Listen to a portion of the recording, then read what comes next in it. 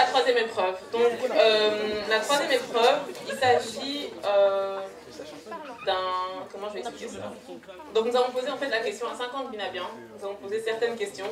Et le but, donc par équipe, c'est de me donner, donc c'est en pourcentage, hein, le pourcentage qui se rapproche le plus de la réponse qui a été donnée par le panel. Compris? Super.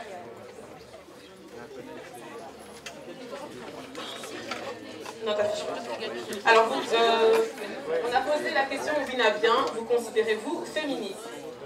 Donc vous avez 10 secondes pour vous concerter, ok, en équipe. Dans 5 secondes, vous vous concertez en équipe et après, je demande la réponse à chacun. Ça va? En pourcentage, oui. Vous considérez-vous féministe? C'est ce qu'on a posé aux binabiens. Le chrono commence maintenant.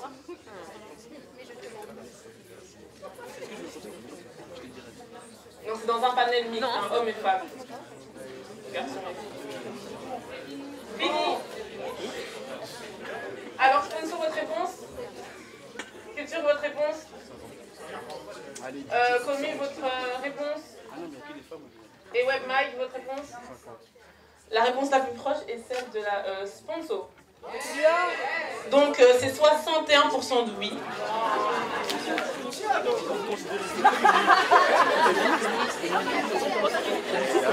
Donc, c'était oui à 52% pour les binabiennes, 71% pour les binabiens.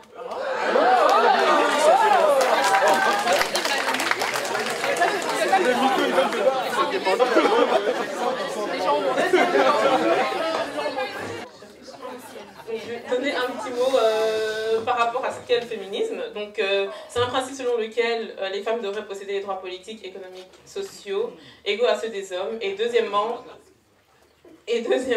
l'ensemble des moyens mis en place afin d'obtenir ces droits. Le féminisme occidental est souvent critiqué, et pas seulement par les plus grands machos, mais aussi par ceux qui le qualifient d'ethnocentriste. Car oui, il n'y a pas un féminisme, mais des féminismes. Okay. La deuxième question qui a été posée aux binabiens et binabiennes, donc on demande un pourcentage mixte, hein, donc qui comprend les deux. Est-ce que vous aimez lire? Le compte à rebours commence maintenant. 5 secondes. Stop. Stop. Web Magazine, votre réponse? Commu, votre réponse? Culture? Et Sponsor? Alors, le point revient à la communication. Yes. Alors, donc c'est 81% de oui, contre 91% de oui pour les binabiennes et 71% pour les binabiens. Là, nous allons avoir une petite intervention de Miss Bangala qui va nous parler de son café littéraire dans la capitale de la RDC. De la place de la lecture chez les Congolais, chez les jeunes Congolais d'aujourd'hui.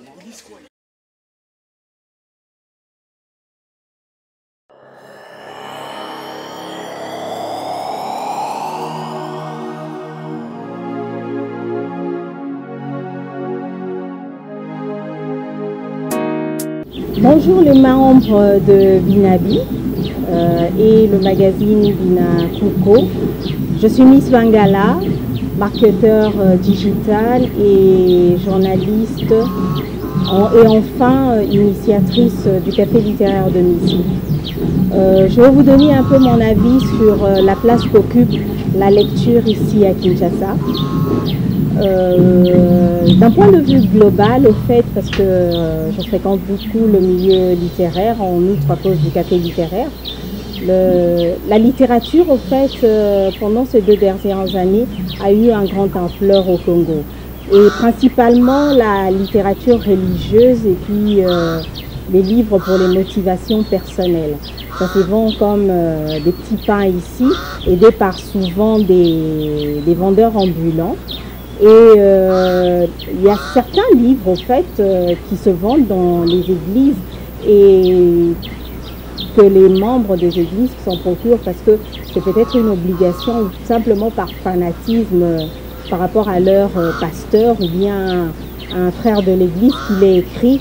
Et ensuite, on a la motivation personnelle. Moi, de mon point de vue, je pense que les gens le lisent plus parce qu'il y a un certain désespoir qui s'est installé dans mon pays depuis pas mal de temps. La RD Congo a subi beaucoup de choses pendant ces 18 dernières années. Là, parce qu'il y a eu beaucoup de censure aussi pendant ces 2 dernières années en ce qui concerne la lecture. La télé n'est pas vraiment un commun de tous les jours ici. Donc il y a beaucoup de gens qui compensent ces divertissements avec la lecture. La plupart du temps, les gens disent que les Africains ne lisent pas. Et si tu veux cacher une vérité, mets-les dans un livre. C'est un dicton qui est vraiment connu et qui se répète pendant les générations. Et je dirais simplement que c'est simplement faux. Pourquoi? Parce qu'avec mon expérience, maintenant je vole vers le 2 ans, là pour le café littéraire, il y a de plus en plus d'engouement au fait par rapport aux gens qui veulent bien s'approprier leur part aussi de littérature, je dirais la littérature plus négro-africaine. Et puis moi qui vais souvent dans des écoles reculées pour faire la promotion de la lecture dans plusieurs écoles de la capitale, c'est un peu un domaine qui est assez ouvert et méconnu par certains jeunes aussi, mais ils ont le souci d'apprendre. Il y en a qui sont aussi bourrés de talent et il y a de plus en plus au fait des gens qui en veulent, quoi, qui veulent donner et donner de plus en plus. Pourquoi? Parce qu'ils ont remarqué qu'il y a une carence actuellement dans les secteurs de la lecture proprement dite congolaise. C'est un moment au fait de mélancolie et nostalgique aussi. Merci à vous, merci aux membres de Binabi, merci au magazine web Binanuko, merci à Binakuko, voilà, je réussis.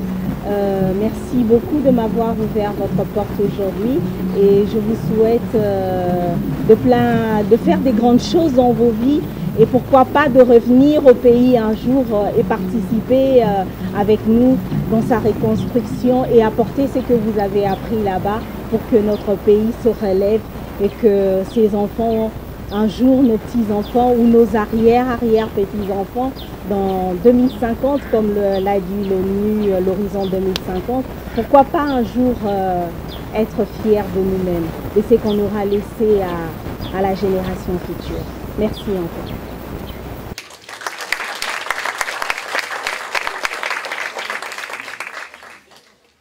Donc, toujours au Binabien et Binabienne, du coup, nous avons posé la question, souhaitez-vous un jour vous marier? Et le chrono commence maintenant. 5 secondes. Stop. Stop. Sponsor. Culture. Pardon? 94. Commune. Et Webmag. Et le point revient aux communications.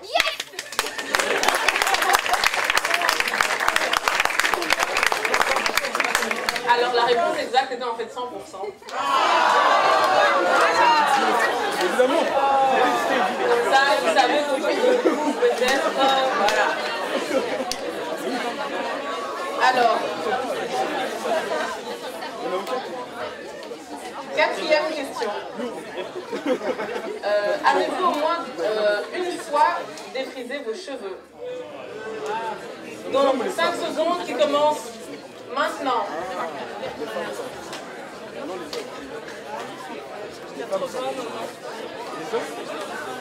C'est fini. Web Magazine, votre réponse? Web Magazine, votre réponse? 75. Commu? Attendez, parce que même moi je suis... Attends. Vous répétez votre réponse? 55. Culture? 70? Non mais en fait, les sponsors du coup, 70. Ok, le point revient du coup à sponsor. La réponse exacte était 69% de oui, comprenant 95% de oui pour les binabiennes, 43% pour les binabiens.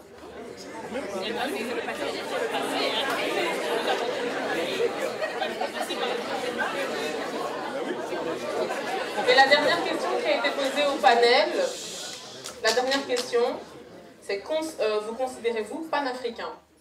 Donc voilà, le chrono commence maintenant.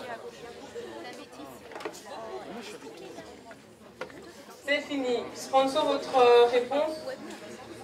60, 60, 85, 100. Ben, du coup, nous avons un ex-aequo, hein, entre sponsor et culture. Donc la réponse exacte, c'était 59,5. Et donc, c'était 76% de oui pour les binaviennes et 43% pour les binaviens. Donc, du coup, on a une petite vidéo de Hamza Boukari Wahaba. Voilà, qui va nous expliquer ce qu'est concrètement le panafricanisme.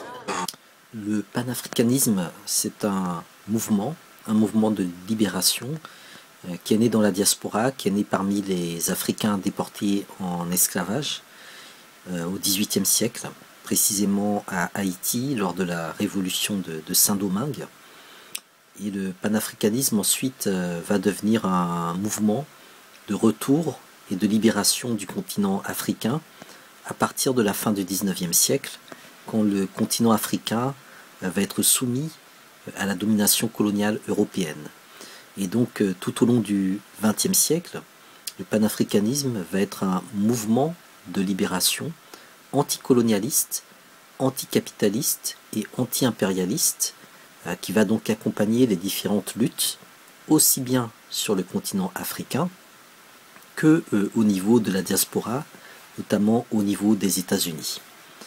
Quand arrivent les indépendances, donc au tournant des années 60, le panafricanisme va plutôt se continentaliser et devenir ou se résumer au projet, on va dire, d'unité africaine, donc une unité des États du continent africain, et la diaspora va être un peu mise de côté.